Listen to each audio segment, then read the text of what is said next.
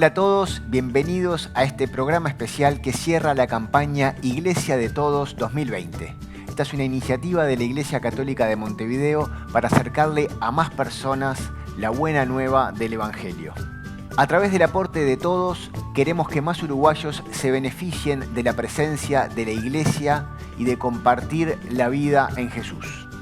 La campaña fue impulsada por el cardenal Daniel Sturla en el 2015 a raíz de un gran déficit económico que tenía la arquidiócesis. Gracias a la ayuda de mucha gente, de muchos de ustedes, esta situación se vio superada y a partir de entonces lo recaudado en esta campaña se pudo destinar a diversos proyectos de evangelización que lleva adelante nuestra Iglesia. Iniciativas sociales, educativas y muchas otras que algunas las vamos a compartir en este especial. La campaña Iglesia de Todos tiene diversos objetivos. Algunos de ellos son proyectos pastorales o cubrir gastos que no se pueden cubrir con el Fondo Común Diocesano. Recordemos que el Fondo Común Diocesano es una colecta que se realiza 3 veces al año en todas las parroquias de la ciudad y tiene como objetivo la formación de los seminaristas, los futuros sacerdotes, atender a los sacerdotes más ancianos que están en el hogar sacerdotal y ayudar a las parroquias más carenciadas de la ciudad. La campaña 2020 tuvo como lema "Queremos seguir contando historias". Fue así que se produjeron 6 testimonios de personas a las cuales Dios, a través de la tarea pastoral de la Iglesia, les cambió la vida. Vamos a compartir un video con un resumen de las 3 primeras historias que compartimos este año. Soy María Cerduarte. Yo soy Nicolás Parreira. Mi nombre es Jorge Techera. Por consecuencias de la vida, tuve 10 meses detenida en Cabildo. Conocí la Facenda en el 2012. Ingresé con un problema de adicciones, de consumo de la pasta base. Soy sacerdote desde hace 55 años y medio. Tengo 81 años. Yo siempre sufrí de cáncer de piel. De muchas iglesias iban, de muchas religiones, pero siempre me llegó más la gente de Belén. La Facenda no hace grandes cosas, pero Dios hace las cosas grandes. La Facenda pone el lugar. Y un día me preguntó el director qué pensaba hacer yo y le dije, bueno, algo que valga la pena.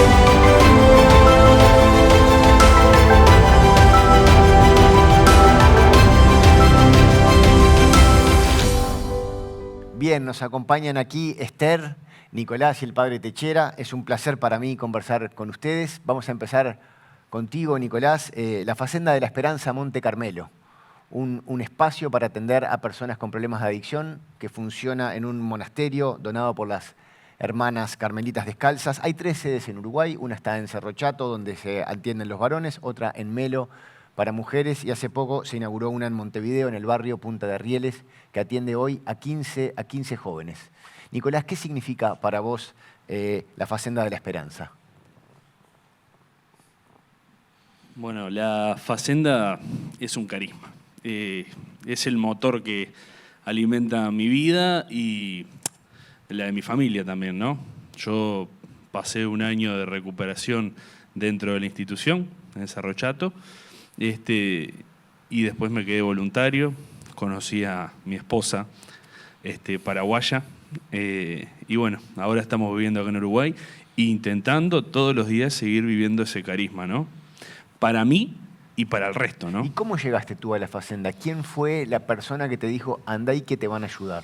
En la parroquia San Antonino. Mi tía, mi familia no practica, no es católica, no practica ninguna religión, pero mi tía sí, y fue a la parroquia San Antonino, habló con el padre Marcelo Arcos, y bueno, Marcelo le dijo que había un lugar, eso, y bueno, la última de muchísimos intentos fue la Facenda. Y bueno, y cambió mi vida, realmente, y la de mi familia también.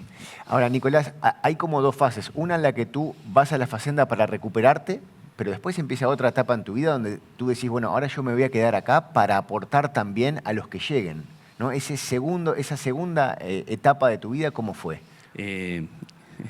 Yo siempre digo que soy la oveja negra de la familia, ¿no? Y sigo siendo la oveja negra de la familia por este dar. Porque a mí la iglesia, los evangelios, Dios, Jesucristo, me enseñaron que hay que dar, que hay que donarse, que hay que hacerse chico con los chicos. Y hay que ser uno solo, porque somos uno solo en realidad, ¿no? Y no es que yo estaba en la facenda y, yo estoy recuperado y el resto no está recuperado. No, estamos todos en el mismo camino, caminando por el sendero que Dios nos guió, ¿no? Y para mí el tema de ser voluntario, el tema de ayudar internamente y hoy en día externamente, porque hoy estoy con mi familia afuera, es lo mejor que me ha pasado en la vida realmente. Porque el salir de uno, el salir de sí, para estar con el otro es lo que le da sentido a mi vida y a la de mi familia hoy en día. Hablando de la familia, están, digamos, los gurises internados, pero también están las familias alrededor de ellos, que me imagino que también es todo otro lugar a atender, ¿no? Lo que las familias de los internados conversan con ustedes. Claro, uno tiene que entender también que como mi familia en su momento no entendió, hay otras familias que también no entienden. Y hay familias que no tienen la noción de que esto es un modo de vivir. No es un tema que sacamos la droga y que es una enfermedad que la sacamos y la persona... No, es un modo de vivir. Es un modo de fraternizar, es un modo de relacionarse con tu entorno y contigo mismo, ¿no? Y bueno, y hacerle entender a la familia de que nosotros que tuvimos problemas con adicciones, necesitamos conseguir un camino, encontrar un camino, y que en ese camino abarca todo el modo de vivir, ¿no? Y explicarle eso a la familia es un desafío, porque como te digo, la familia piensa de que esto es algo que hay que extirpar. Sacamos la adicción y la persona queda salvada de la vida. Y no, la adicción va a permanecer siempre. El tema es que hay que conseguir un camino. Y un camino, este camino que intento seguir yo todos los días, es el que realmente me da la satisfacción de decir, quiero vivir y quiero estar bien. Y quiero estar bien para mí y para los demás. Porque es esa necesidad de querer compartirlo. La felicidad. Compartir la felicidad yo creo que es uno de los regalos que me dio Dios, que me dio la Facenda, y bueno, eso. En este camino, Nicolás, también que se haya abierto un centro en Montevideo es una muy buena noticia. Un tercer centro de la Facenda, me imagino que mucha gente se ha podido acercar ahí que antes no tenía un lugar donde llegar para empezar ese camino. Es un punto de encuentro la Facenda acá en Montevideo. Realmente la iniciativa fue de Dios, realmente, porque hoy en día los muchachos tienen donde encontrar, no solo los muchachos que van a buscar ayuda por adicciones, sino también los que ya terminamos, tenemos el punto de encuentro ahí, tenemos un lugar donde ir a meditar, donde ir a charlar, donde ir a participar de una adoración, donde ir a rezar el rosario, meditar la palabra, que es el alimento, en fin, que es lo que necesitamos nosotros. ¿No? Necesitamos una comunidad que nos acoja, que nos ayude, ¿no? Y tener la Facenda acá en Montevideo, como te digo, como para los muchachos que quieren ingresar, como para nosotros que ya salimos, es la fuente inagotable de agua, ¿no? Es la fuente, ir a beber de la fuente, realmente. Muchas gracias, Nicolás. Hablabas de comunidad, que es un aspecto central también para acercarnos a la vida de Esther, quienes compartimos, vimos su testimonio. Es una vida que ha sido muy difícil, con la pérdida de un hijo, con la privación de libertad, con la pérdida del hogar también, pero que encontró en la parroquia de Belén una comunidad que pudo amparar y sostener. Esther, te pido que nos cuentes un poco de esto de qué es la vida de fe en la comunidad y lo que significó para ti la parroquia de Belén. Bueno, yo iba antiguamente a la parroquia de Belén, por muchas cosas después dejé de ir. Cuando caí detenida, mi compromiso fue volver, porque había una señora que nos visitaba y era de Belén. Entonces ella me dijo, bueno, tu compromiso es volver allá. Perdón, que los visitaba en la cárcel. Sí, nos visitaba en la cárcel. ¿Y tú ya la conocías? No, pero ella nos llevaba boletines, folletos, Y yo le dije, la parroquia de Belén, el padre Elizaga, me dijo, ¿lo conocés? Le digo, mis hijos están bautizados por él. No me creían esas cosas. Fue mi compromiso de volver a Belén y ahí siempre quedé, fue mucho el apoyo de la gente de Belén. La doctora, la pediatra, fue una de las que me ayudó, me apoyó. Después Susana Navia, Ivonne Ávalo me hicieron ese apoyo, ese empuje, porque yo me sentía discriminada, pero yo me sentía, no por la gente. Porque yo decía que la gente iba arreglada y yo no tenía vestimenta. Me dice, pero acá vos venís con el corazón, con la fe. No miramos lo que va por afuera, dice, miramos lo de adentro. Y el padre Elizaga fue que me llamó, me dijo, que tire la primera piedra, y que esté libre. Pecado, que tire la primera piedra. Y ahí me quedé. Fui a la capilla de la Resurrección, que es de la parroquia de Belén, que está en la calle Berro, y ahí tenemos un grupo de madres que nos apoyan. Hicimos el taller de perdón y reconciliación también. Y bueno, y ahí contamos nuestros problemas, nuestras cosas, y ahí nos apoyamos entre todas, y eso nos da bastante fuerza para seguir adelante, ¿no? Vos sabés que cuando armábamos el guión para charlar contigo, hablábamos mucho de la parroquia de Belén, pero ahora que te escucho también pienso en la pastoral penitenciaria, ¿no? En esos más de 100 voluntarios que todas las semanas están visitando a las personas privadas de libertad, que también son un eslabón clave de esta cadena de la Iglesia. Sí. Porque muchos de repente iban a los grupos, pero para salir de ahí adentro del encierro, ¿no? Y nos enseñaban a hacer dibujos, canciones y todo, y la mayoría de las personas, las mujeres, el problema era que habían sido violadas cuando niñas. Entonces yo decía, acá está toda la trama, ¿no? Digo, porque cayeron todas, la mayoría ahí, ¿no? Que es la experiencia de haber vivido. Pero la gente que visitan sí son un gran apoyo. Y ahora, Esther, en tu vida diaria, ¿qué rol cumple la vida de comunidad en la parroquia de Belén? Yo ahora estoy yendo más a la capilla, que es dependencia de Belén. Y ahí, bueno, ayudo con los chiquilines, me encantan los gurises, hacer la merienda. Salíamos en el plato caliente también de Belén, los miércoles, un grupo a repartir comida, que este año no se pudo porque la mayoría de la gente son mayores, entonces no. Estábamos todas con nanas, y después estaba en el grupo de la venta económica. Entonces, más o menos, toda esa gente parece que no, pero fueron un gran apoyo para mí, un gran sustento. ¿Y te pasa a ti ahora estar en el lugar de sostener a otras personas que vienen también en dificultad, como en tu momento la tuviste tú, y ahora ser tú la que lleva la palabra para que... Sí, para apoyarlos y esas cosas, y yo les cuento, porque no tengo problema en contar mi pasado, porque fue un error mío, fueron las consecuencias que me llevaron a hacer lo que hice. Digo, y si yo pude salir, digo yo que todos podemos salir con tener un poquito de fe, de confianza en uno mismo, y lo principal es la labor, ¿no?, para salir. Y hay mucha gente que... Yo ahora estoy sola, ¿no?, porque tengo mis hijos que son grandes, pero van muchas madres con chicos bastante complicados, y entonces más o menos uno le pone la orejita para escuchar, y por qué no hace esto, hace lo otro. Digo, yo ya lo hablo como la experiencia mía, ya los años pasados, todo, ¿no? Así que... Bueno, pero es lindo que esa experiencia, aunque muy difícil, se haya transformado en una sabiduría que tú podés compartir con otros, ¿no? Yo cuento, tuve 10 meses presa. Fueron feos porque estuve separada de mis hijos, que eran chicos. Pero al mismo tiempo fue linda experiencia. Fue porque yo me salí con un reconfortamiento tan grande, el cariño a las personas, de saber por qué era que estaban ahí adentro, por qué sufrían, todo eso. Pero yo cuando salí fue bárbaro el compañerismo que tuve ahí adentro. Yo nunca tuve un problema con la policía, ¿no? Nada. Digo, pero va en el comportamiento de la persona. Si uno es peleadora, bueno, hay que bancarse. No sé... Yo nunca en mi vida tuve un problema con nadie, así que capaz que es eso también.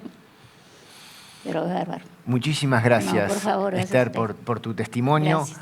Hablamos de la parroquia de Belén, que es una de las 83 que hay en Montevideo. También hay 115 capillas. Todas tienen su comunidad, cada uno tiene una realidad diferente. Hay algunas más carenciadas que otras. En ellas es donde la Iglesia de todos aporta más. hablamos de un promedio de unos 7.000 pesos para los sacerdotes que viven en esas comunidades.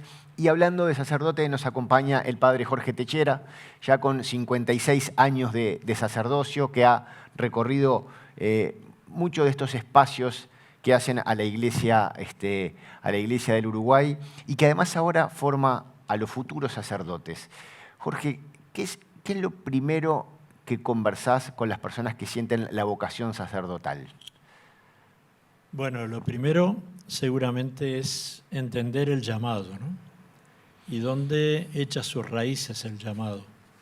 Entonces, plantear que es una vocación de servicio, que es muy hermosa, porque Dios es muy bueno y te va dando muchas alegrías. Es una vocación que, si bien tiene su esfuerzo, su renuncia, su sacrificio, como toda vocación, pero también es tan lindo cuando ves que el Señor va haciendo la obra y quiere servirse en parte de nosotros para la administración de los sacramentos, para una conversación, para poder escuchar a alguien que está muy afligido. Te das cuenta que es una maravilla que Dios haya querido contar con nosotros, porque podría haberlo hecho de otra manera, más directa y más eficiente, más eficaz. Pero bueno, cuando uno se siente llamado a eso, de noche siempre tenés cosas para agradecer de las que viviste durante el día, cosas muy hermosas. Ayer me llamó por teléfono un chico y me dice, padre Techera, sí, yo soy fulano de tal, no te conozco. Le dije, no. Dice, usted le dio la bendición a mi padre cuando se murió y yo ahora quiero encontrarme con Dios y dije, este padre. Te das cuenta que nunca pensé que por haber ido a un velorio, un hijo, además él no era muy chiquito, pero la madre le contó y a partir de eso, viste, Dios se sirve de esas pequeñas cosas para ir guiando a sus hijos hacia el camino, ¿no?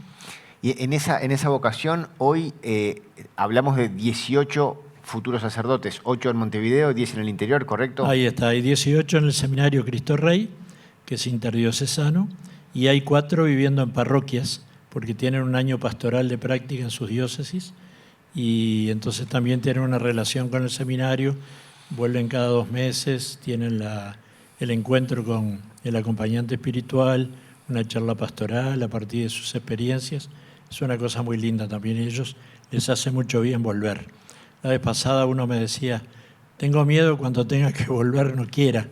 Digo, te felicito, porque entendiste que el seminario es algo de paso, que aquello a lo que vas es justamente la parroquia, el servicio a la comunidad, y no estar acá, que estamos muy bien, estudiando, bien alimentados, bien descansados, pero realmente el clima es muy bueno y los muchachos son macanudos.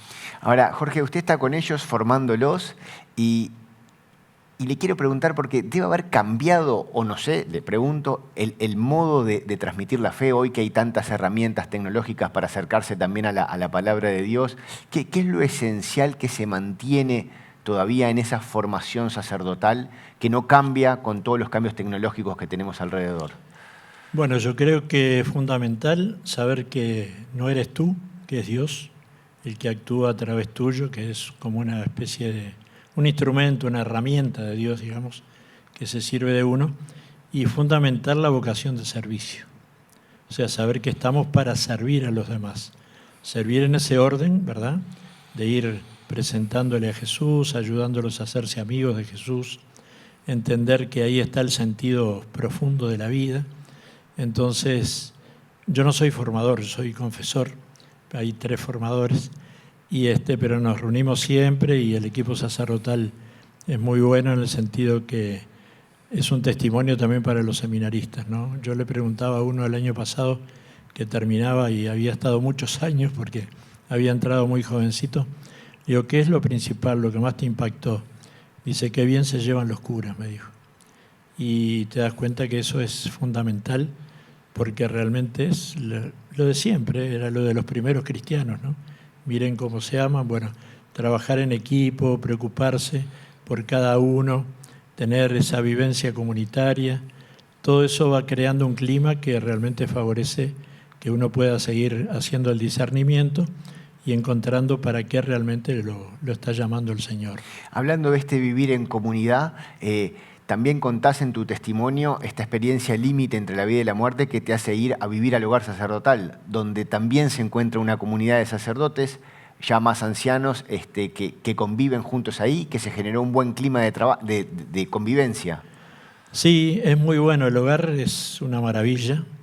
Yo creo que lo digo también ahora en algunos países de América, a raíz de algunos encuentros que ha habido, tratando de ver un poquito la previsión del clero, que no siempre estaba organizada en otros países. Algunos están comenzando experiencias similares. Es como el remanso, ¿no? Cuando llegaste y decís, bueno, ahora estoy, Señor, para lo que quieras. Ya hice lo que pude, ya de repente por la edad, por alguna enfermedad, alguna cosa ya no puedes dedicarte como antes, pero hay una oportunidad de fraternidad, de celebraciones juntos, la adoración, el rezo del rosario, te va manteniendo y después una cosa linda es cómo la gente es agradecida.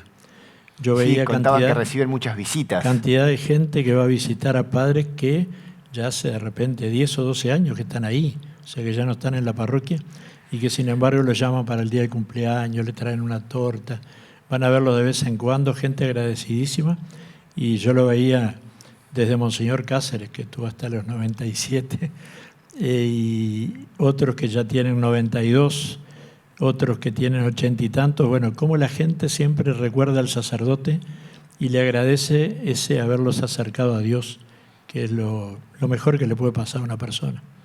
Muchísimas gracias, Padre Techera. Les cuento que en el hogar sacerdotal hoy viven 12 sacerdotes y tiene un costo promedio el cuidado de cada uno de ellos de 65.000 pesos.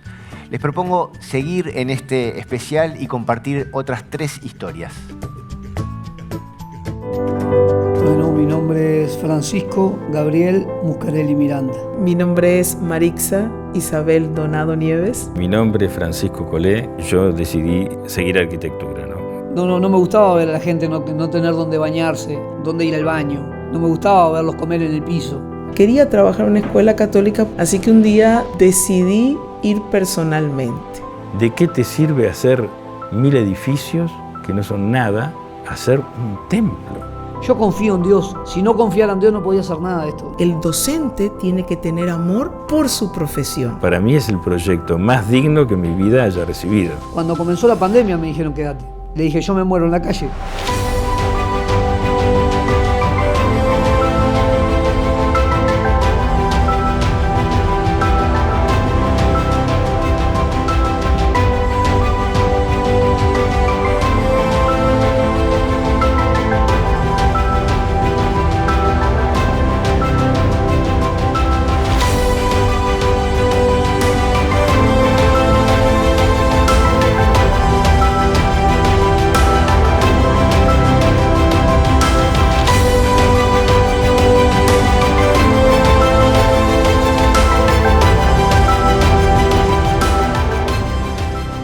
Acompañan ahora Francisco Colet, Marixa Donado y Gabriel Chespi Muscarelli. ¿Cómo les va? Muchísimas gracias por estar acá con nosotros en este día tan especial. Veníamos hablando en el bloque anterior de la vida de los sacerdotes, del trabajo que se realiza en las parroquias, y ahora aprovechamos que está Francisco para hablar de esto que es el patrimonio artístico y cultural de las iglesias, ese espacio tan especial para los creyentes donde se encuentra uno con Dios, donde uno puede rezar y donde también se reúne la comunidad. Francisco, al momento de restaurar una iglesia, ¿por dónde se empieza? ¿Qué es lo primero que mirás cuando estás en el templo? Bueno, lógicamente no, lo que he aprendido con el tiempo es que los primeros días son de contemplar, conocer dónde vas a intervenir. ¿Por qué? Porque son testimonios de la fe de hermanos nuestros, construidos en otro tiempo y mantenidos.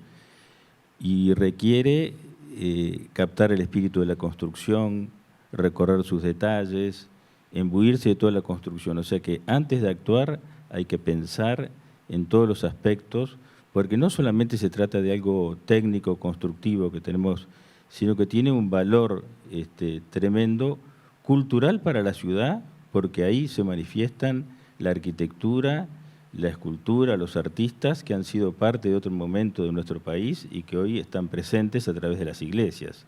Es un tema de una trascendencia que a veces nosotros no somos conscientes, porque estamos aportando algo muy importante a la sociedad actual, que es su ligación con el pasado, que es lo que le permite proyectarse hacia el futuro con seguridad, con optimismo, con alegría, saber de dónde vienes. Y la verdad que esto de restaurar templos ha sido una experiencia para mí personal de un crecimiento que no te imaginas, porque al ver todo eso te llenas de un contenido que sale renovado, porque la iglesia no restauramos algo viejo que queda, sino restauramos algo vivo, porque la gente sigue viviendo hoy en esas iglesias con la misma fe, entonces hay una continuidad de testimonios. Creo que los edificios son como libros abiertos que hay que leerlos, y los libros tienen que estar restaurados para poder leerlos.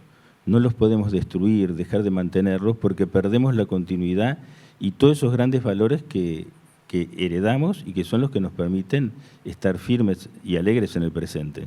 Y Francisco, en ese respeto por lo que significa el espacio de un templo y de ese encuentro con Dios, ¿hay alguna técnica especial que hay que seguir para refaccionar un templo? ¿Hay algo que vos decís, lo primero es, no sé, empezar por el altar o ir a la nave principal o ver las ventanas o los vitrales? ¿Por dónde? ¿Cómo es que para mantener ese libro abierto que tú decís y ese contacto con las generaciones pasadas, cómo es que se delinea el plan de trabajo? Bueno, el primer plan de trabajo que sale se estudia, lo primero es la envolvente, es decir, todo lo que protege el interior del edificio es fundamental. Localizar las patologías que pueden estar en ese momento deteriorando los templos, porque hay que decir que hemos heredado templos que son monumentos históricos nacionales, que son importantísimos, que tienen mucho volumen, mucha superficie, y eso requiere mantenimiento. Entonces, la primera parte es la envolvente para atacar todas esas patologías que deterioran la parte de adentro. Lógicamente se hace un gran relevamiento pormenorizado de toda la parte arquitectónica y elementos artísticos que haya. A su vez, estos trabajos de restauración no es un trabajo personal, es un trabajo en equipo. O sea, el equipo se compone que toda la parte de historia, propiamente del edificio, la historia del estilo arquitectónico, todo eso se va estableciendo cada persona del equipo hacia algo. El valor patrimonial del edificio. Exactamente, todo eso, fíjate que todos esos proyectos de intervención van y son aprobados por la Comisión de Patrimonio, como ha sido aprobado todas las intervenciones que se han hecho en la catedral, en la iglesia de San Francisco de Asís.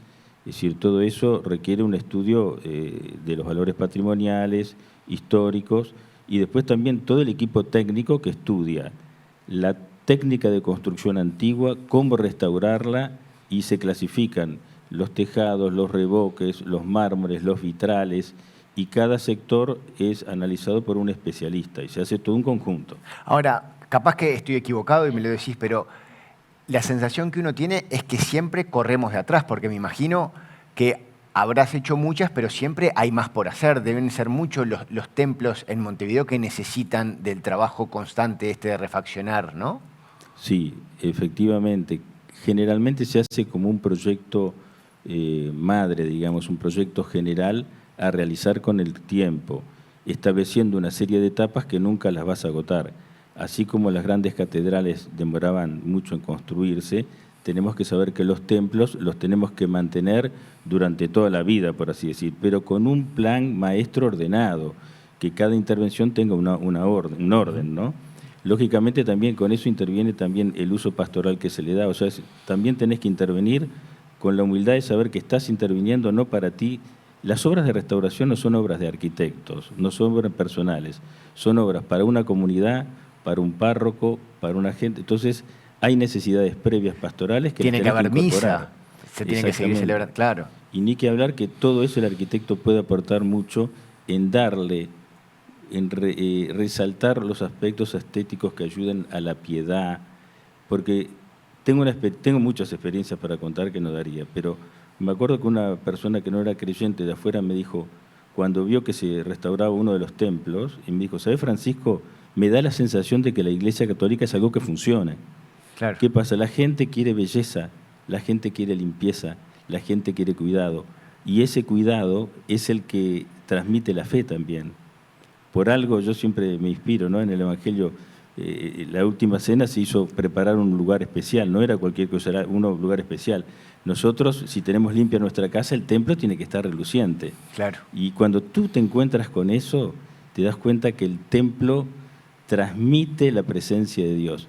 Y yo recuerdo varios libros de gente que se ha convertido entrando en una iglesia, escuchando una música y viendo, o sea que es un instrumento para acercar a la gente a la fe y ayudarnos a nosotros, ¿no? Muchas gracias, Francisco. Hablamos justamente de este instrumento que es el templo, la contemplación de Dios. Y otro aporte fundamental de nuestra iglesia tiene que ver con la red de colegios católicos que hay en todo el país. Tenemos el ejemplo del Liceo Jubilar, que abrió en el 2002 y atiende hoy a 400 jóvenes y que fue replicado en otras partes del Uruguay. Y otra iniciativa es la Fundación Sofía, que atiende a más de 6.000 niños distribuidos en 31 colegios, 16 en Montevideo y 15 en el interior.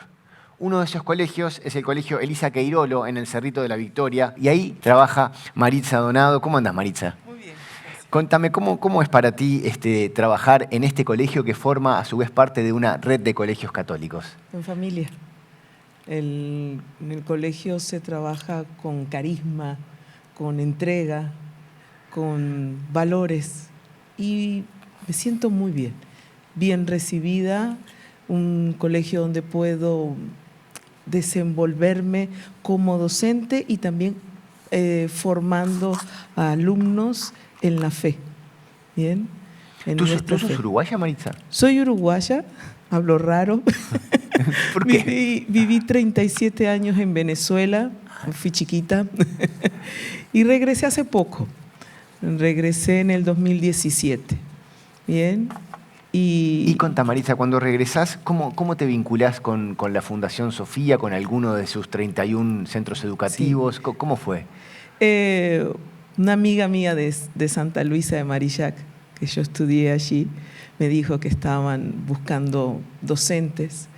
Y bueno, busqué dónde era la fundación y cuando fui al Cerrito, en el Cerrito cuando iba subiendo, que lo dije en el testimonio porque me impactó mucho poder llegar a ese lugar que siempre quise ir, porque la iglesia que está en el Cerrito se ve de todos lados, ¿no? Y llegar a esa escuela que estaba al lado de esa iglesia, es como sentir, wow, Dios también me acompaña en esto, ¿no? Ves que Dios está en los momentos difíciles, en los momentos grandes y también en los detalles, ¿no? Y bueno, llego allí, me atienden, entro, el ambiente distinto, tienen la Virgen al entrar, y fue un momento agradable, en paz, momento en que vos podés hablar de tú a tú y hablar de esa fe. Estás hablando con personas que comparten tus mismos principios, que comparten ese amor por el hermano, por el compañero, por el niño que lo necesita. Déjame preguntarte por los niños, porque todos los que tenemos fe empieza en la infancia, es ese lugar donde ¿qué te preguntan los niños? ¿Cómo es ese vínculo con ellos para el momento de hablar de la fe? Ellos te escuchan, te sientes como esas ganas, ellos tienen ganas de saber, de ver cómo es ese Jesús. ¿Bien? Yo lo enseño con cantos.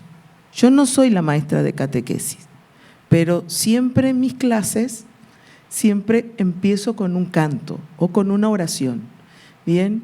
Y los ejemplos, cuando trabajamos sociales, cuando trabajamos lengua, siempre intervienen esos valores que Jesús nos enseñó. Así que dentro de la clase siempre promuevo el Evangelio y ellos no se dan cuenta porque es el día a día. Vos no podés imponer la fe como algo rígido, triste. No, es algo que se vive. Y ellos están allí, lo ven normal, porque en la escuela todo tiene su hilo conductor, tiene esa presencia de Jesús allí. Estás dando matemáticas, bien, y también puedes hablar de una de las parábolas de Jesús, bien. Estás dando lengua y también puedes hablar de Jesús. En la conversación, en las normas de convivencia, en las normas de escuchar al otro, el que levantó la mano está respetando el turno del otro compañero. No es algo impuesto, es algo que está dentro de tu día a día, porque Jesús está ahí, ¿tá? Y tu fe tiene que estar, es algo que tiene que estar incorporado en tu acción. ¿Bien? Y Maritza, ¿se da ese mismo vínculo también con las familias de los niños? Sí. ¿Hay una comunidad donde, Sí. donde las mamás y los papás también son activos? Son activos y participativos, ¿no?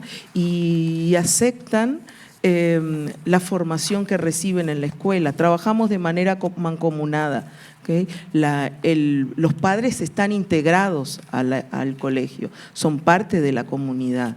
No podés trabajar aparte de la familia, porque somos dos instituciones. La escuela que forma, los padres educan, y estamos los dos juntos, ¿tá? Porque si no, uno iría por un lado, otro iría por el otro. Y todos tenemos el mismo interés de formar personas de bien, ¿bien? Los padres quieren que sus hijos sean buenas personas y nosotros también queremos que a nivel académico y a nivel espiritual nuestros alumnos también sean buenas personas. Muy bien, muchísimas gracias, Maritza. Hablamos de los templos, hablamos de la educación y también sabemos que la Iglesia Católica tiene en las obras sociales otro de sus grandes impulsos. 136 obras sociales lleva adelante la Iglesia Católica de Montevideo. Hablamos de merenderos, de centros CAIF, hablamos de trabajo con personas con adicciones, con personas en situación de calle y un largo etcétera.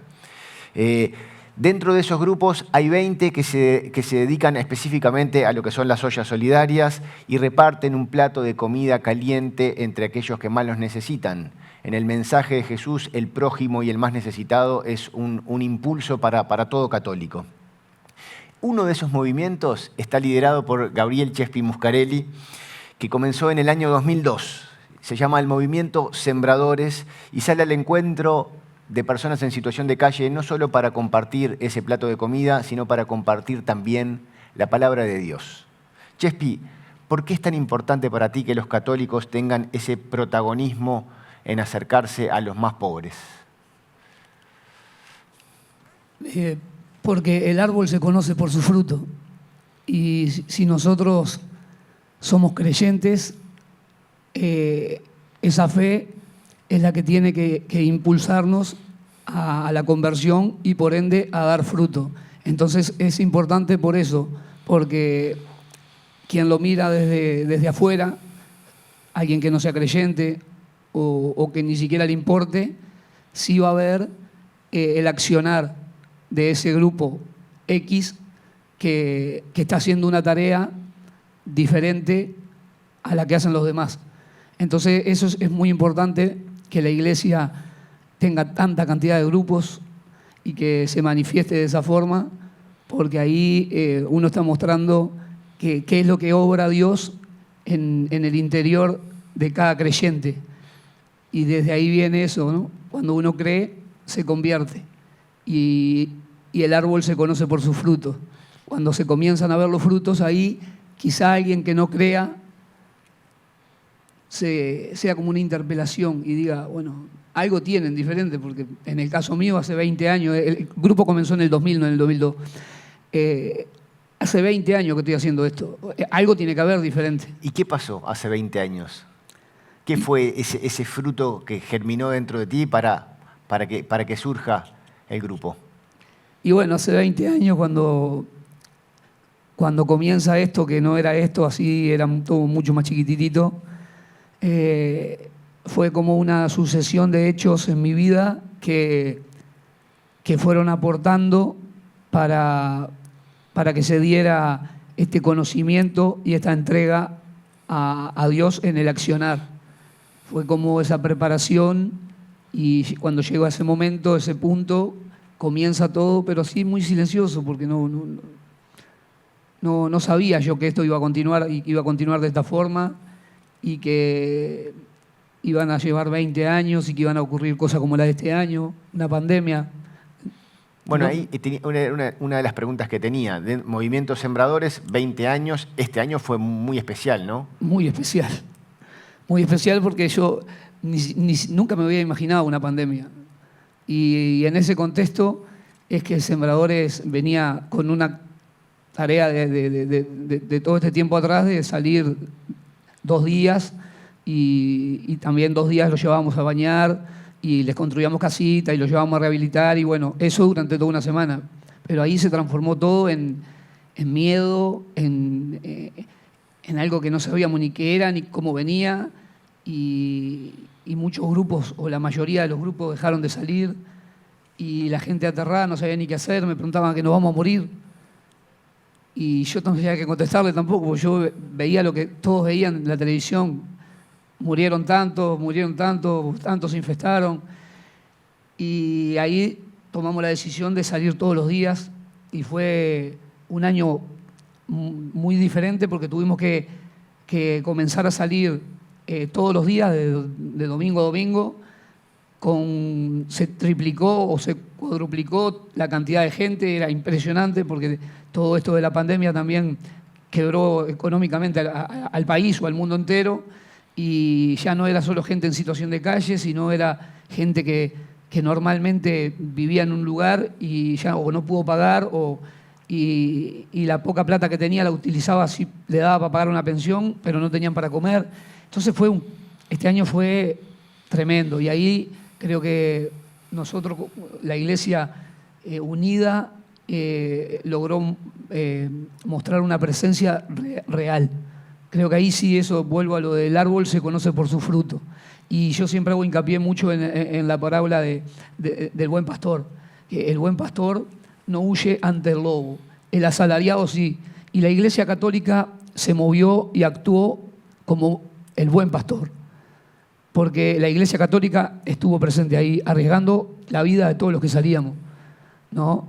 Y bueno, hubo sí algunos grupos de diferentes congregaciones, de diferentes que no salieron más y que cuando todo más o menos se encaminó y vieron de que pasado 2 o 3 meses no te ibas a morir si tenías algunas precauciones ahí comenzó a reactivarse. Pero creo que hubo un momento que ahí jugó mucho la fe. Y siempre recalco yo lo del Daniel, lo del cardenal, que le tengo un profundo respeto porque en el momento donde yo pensé que iba a estar solo y luchando contra todos los que me decían no salgas, no, ya está, guardate. Y yo dije, no, yo me muero en la calle. Y no obligué a nadie a que saliera conmigo, lo iba a hacer solo porque muchas veces lo he hecho solo, he salido anoche solo y el cardenal vino y se subió conmigo y empezó a salir arriesgando la vida de él también. O sea que ahí creo que la Iglesia muestra, la Iglesia, no el cardenal como Iglesia, muestra que el árbol se conoce por sus frutos y que verdaderamente cuando uno cree en Dios no le importa morirse. No le importa morirse porque esto no es lo definitivo. Sí le importa de que la buena nueva, que es que los muertos resucitan, esté por encima hasta de nuestra propia vida. Y ahí es que surge, yo creo, la entrega sincera y bueno, y la parábola del buen pastor. El buen pastor no huye ante el lobo y punto. El asalariado sí, pero el buen pastor no.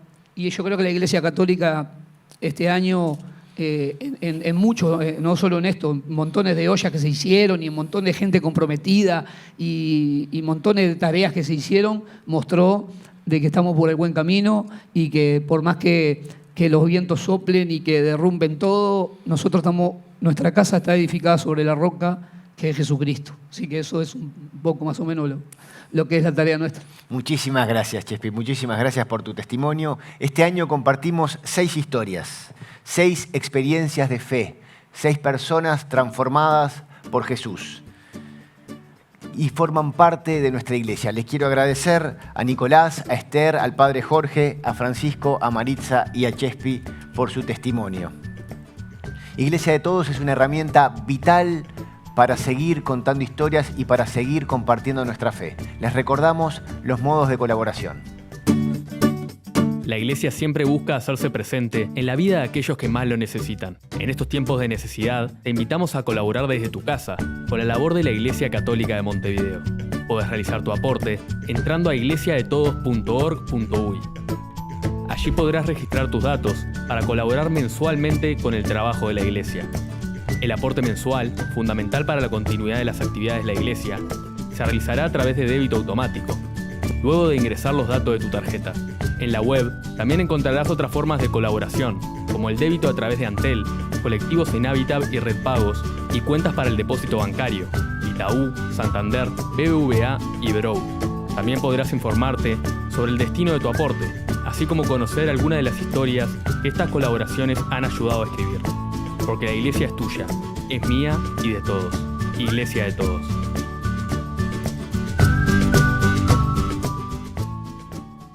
Muy bien, llegamos al último bloque de este especial, donde vamos a compartir los resultados de la campaña 2020 de Iglesia de Todos. Estamos con el cardenal Daniel Sturla, arzobispo de la Iglesia Católica de Montevideo, y con Marcelo Copetti, ecónomo de la Arquidiócesis. Marcelo, ¿qué nos podés contar de esta campaña de este año tan particular? Bueno, la verdad que fue una campaña distinta, ¿no? Porque era una campaña que íbamos a relanzar a comienzo en el mes de marzo.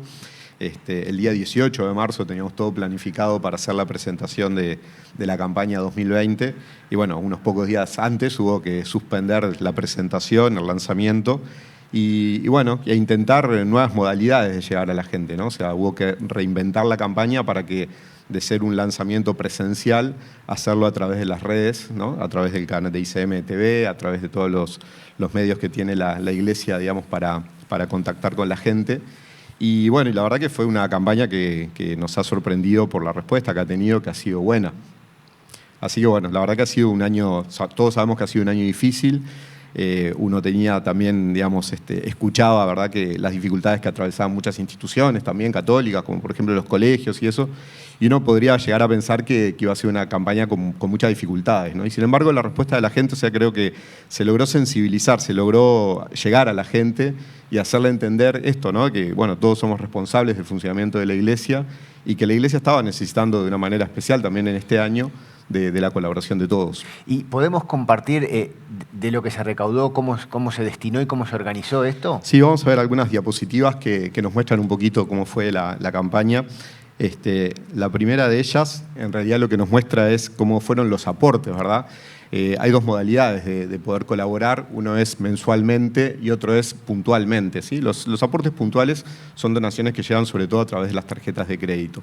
Los aportes mensuales en realidad son pequeños aportes, ¿no? Son los pequeños colaboradores que a través, por ejemplo, de la línea del 0908 de Antel o a través de las pequeñas colaboraciones que se dan a través de las redes de cobranzas, etcétera, van haciendo un aporte pequeño pero mensual, ¿no? Es como un goteo, que la verdad que a nosotros eso nos sirve mucho también, porque es lo que te permite proyectar, es lo que te permite también de alguna manera saber de alguna forma cuánto vas a contar, digamos, de ingreso para ir respondiendo a las necesidades, uno diría, más fijas que tiene la Iglesia. Con las tarjetas también se puede hacer un aporte mensual, ¿no? Sí, se puede hacer un aporte mensual, exactamente, también es una modalidad. En general, es verdad, también es verdad que las donaciones más importantes, puntuales, llegan sobre todo a través de tarjetas o depósitos bancarios. Bien, ¿sí? bien. Entonces, bueno, eso fue un poco la modalidad que tuvo, o las características que tuvo este año también en cuanto a recaudación. A ver si pasamos la recaudación. Bueno, ahí está un poco distribuido, ¿no? De acuerdo a los distintos modos de ingreso, ¿sí?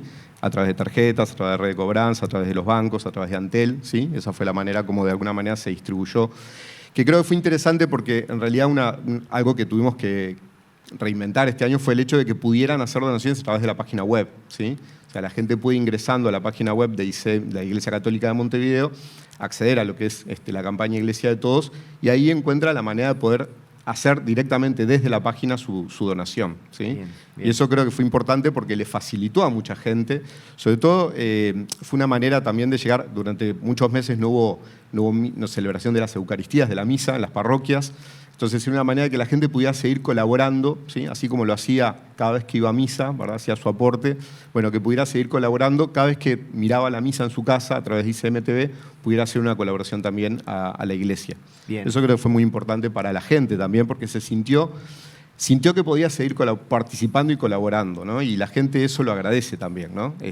Claro, porque uno a veces piensa que es solo la donación, pero no es solo la donación, es mantener el vínculo también. Exactamente. Y la gente siente que está haciendo algo por su iglesia, y eso es muy importante, ¿no? O sea, no solamente que recibíamos la donación, sino que incluso recibíamos muchas veces llamadas o preguntas de la gente, ¿no? Diciendo, a mí me gustaría ayudar, decime cómo, ¿sí? Claro. Porque a mí imagino que están atravesando una situación difícil, imagino que hay parroquias que obviamente de un día para el otro se cortaron todos los ingresos, y aquellas parroquias que están en contextos más críticos, más difíciles, obviamente había que apoyarlas, ¿no? De una manera especial. Entonces creo que esto ayudó a que la gente se sintiera que podía seguir participando y colaborando, y eso le alentaba, ¿no? Le animaba. En un tiempo en que tocaba estar muy encerrados a veces, muy aislados, claro. Y era importante sentir que estabas colaborando con la iglesia. Vamos a la última, entonces, diapositiva. Ahí yo les pongo también el destino, ¿verdad?, de lo recaudado. Como tú decías al comienzo, la campaña Iglesia de Todos surge en un momento importante, de un déficit grande que tenía la Iglesia, que gracias a Dios eso de alguna manera se pudo equilibrar.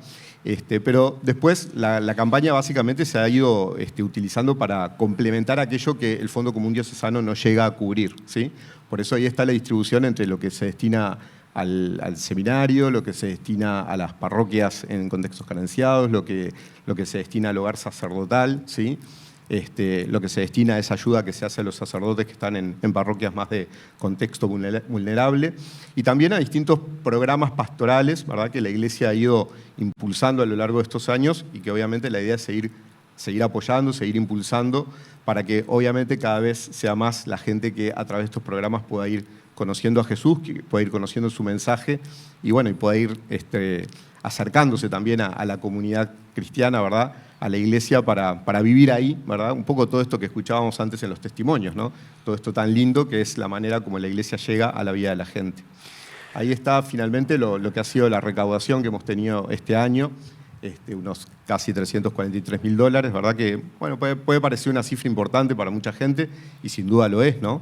Pero es importante saber que, bueno, que realmente todos estos requerimientos que tiene la iglesia insumen, ¿verdad?, muchos recursos, y no digo que sea inagotable, ¿verdad?, pero ciertamente uno dice, cuanto más de alguna manera se recauda, es más lo que podemos hacer, es más las necesidades que podemos de alguna manera intentar satisfacer de gente que está atravesando momentos de dificultad, es más, bueno, de alguna manera, en definitiva, es más cómo podemos llegar a la gente para, como decía antes, ¿no?, para poderles dar a conocer a Jesús y su mensaje. Muchísimas gracias, Marcelo. Cardenal, viendo lo que ha sido la campaña 2020 Iglesia de Todos, ¿cuáles son los desafíos que tenemos para el próximo año? Bueno, el principal desafío siempre para la Iglesia es el anuncio de Cristo, como decía el Padre Marcelo, y en eso estamos. Nosotros ahora queremos iniciar un nuevo programa que se llama precisamente Fe Viva. Es decir, queremos fortalecer en todas las dimensiones de la Iglesia, de lo que la Iglesia hace, la dimensión más evangelizadora, más de anuncio, más de hacer de puente entre la gente y Cristo. ¿Para qué? Para que la salvación de Jesús llegue al corazón y transforme los corazones. Estamos todos ansiando la vacuna que aparezca y que sea sanadora, pero nosotros sabemos que la salvación definitiva no hay vacuna que la dé porque ya está dada por Jesucristo. En ese desafío está las necesidades económicas que tiene la Iglesia, pero después están las historias particulares, ¿no? Hoy compartimos 6 y habrá cientos de miles que nos perdemos. ¿Cómo es el balance entre esto macro? Ahora Marcelo nos explicaba los números, y después está la historia de cada uno, ¿no? Ir y venir de eso que es la Iglesia de Todos y la historia de cada persona. Es impresionante, ¿no? Porque uno dice, bueno, la iglesia es algo múltiple en sus instituciones, parroquias, capillas, obras sociales. Hoy escuchábamos y después está el cada uno. Pienso, por ejemplo, en esa gente que en este año no solo ha colaborado, digamos así, económicamente, gracias a Dios, pero también que ha ido a su cura a llevarle las croquetas para el almuerzo, a llevarle lo que necesitaba, a atenderlo, es decir, esa relación persona a persona que está llena de gratitud. Y eso ha sido en todos los ámbitos sociales donde la iglesia está y es de las cosas más maravillosas. Hablamos mucho de este año tan particular de la pandemia, recién hablabas de la vacuna. ¿Qué aprendió la iglesia en este año tan particular de la pandemia? Yo creo que de las cosas que puedo decir que hemos aprendido, uno es la humildad de corazón, ¿verdad? Es decir, a veces nos la creemos en tantos aspectos y de repente la vida se nos dio vuelta por un virus pequeñísimo y sin embargo todo eso nos lleva a pensar de que estamos envueltos en un amor providente de Dios, pero que no somos dueños absolutos de nuestra vida, de nuestro destino. Las cosas pueden cambiar de un día para otro, seamos humildes. Y eso también nos lleva, me parece, a acercarnos más a Dios y acercarnos más al hermano que sufre. La ola de solidaridad que se ha despertado en todos los uruguayos, o en la gran mayoría, y en la iglesia ha sido impresionante, ¿no? Es decir, recorriendo, visitando lo que han sido a nivel del tema alimentos, las ollas, el reparto de comida, ha sido tremendo. En el invierno, todo el tema ropa, abrigo, muchísimo. Ha habido en un colegio católico el guisómetro, que iban haciendo subir lo que los chiquitos aportaban. Y había un grupo de chiquitas en la edad de los dientes de leche que decían lo del ratón Pérez para el guisómetro. Bueno, divino. Ahora, te escucho, Daniel, y ahí digo también cómo somos todos responsables, ¿no? Esta idea de iglesia de todos y todos aportando nuestro ser, porque no es solo nuestro dinero, es toda nuestro ser persona al servicio de los demás, ¿no? Esta idea de corresponsabilidad que también es muy importante. Exacto, y eso yo creo que viene de nuestros mayores que hicieron tantas cosas en la iglesia a todo nivel y que hoy nos toca a nosotros ser capaces de responder a este desafío. Y yo diría, mirando y haciendo un balance de lo que hemos vivido, bueno, con la ayuda de Dios hemos podido ser dignos del momento que vivimos. Ojalá que podamos, porque esto todavía hay que remarlo mucho, ojalá que podamos responder adecuadamente al desafío. Creo que lo vamos haciendo y que, bueno, demos gloria a Dios. Muchísimas gracias, Daniel. Muchas gracias, Marcelo. Llegamos así al final de este especial. Quisimos mostrarles la labor indiscutida que la Iglesia Católica hace a favor de las personas. A través de esta campaña todos pudimos aportar y ojalá lo sigamos haciendo para que no solo nos beneficiemos de la presencia de Dios, sino que la vida sea cada vez mejor para la mayor cantidad de personas.